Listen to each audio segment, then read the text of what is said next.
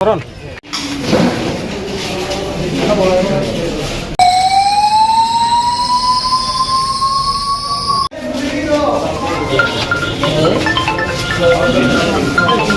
আর কতই লাগছে মাথায় লাগছে মাথায় লাগছে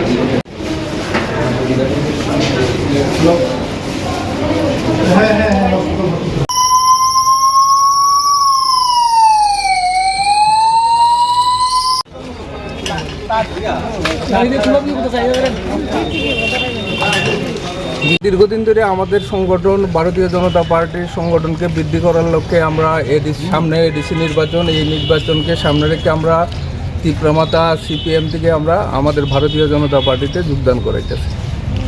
এরই পরিপ্রেক্ষিতে আবার আগামী 8 তারিখ আমরা একটা বাইক র্যালি, যুব মোর্চার উদ্যোগে বাইক র্যালি করার পরিকল্পনা আমরা গ্রহণ করছি।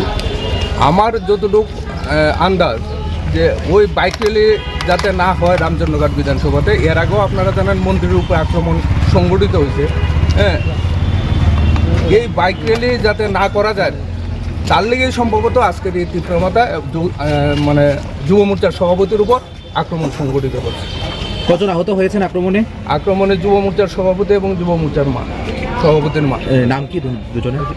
যুব মোর্চার সভাপতি রামচন্দ্রঘাট যুব মোর্চার সভাপতির নাম হইল রূপক ঘোষ, আর ওর মা হইল মিনা ঘোষ। কোন জায়গাতে আক্রমণটা হয়েছে? তার বাড়িতে সকালবেলা 8:30 থেকে 9টার ভিতরে সংঘবদ্ধ হামলা, প্রায় সকানেক সেখানে তীব্রমাতার লোকজন সেখানে উপস্থিত। এখন আপনারা কোথায় এসেছেন? আমরা প্রথমে পিএসএ কল করছি, কল করার পরে আমরা এখন থানাতে আনছি ট্রিটমেন্ট করার জন্য হসপিটালে।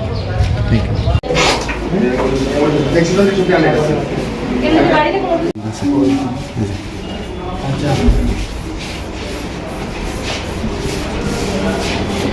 ঠিক আছে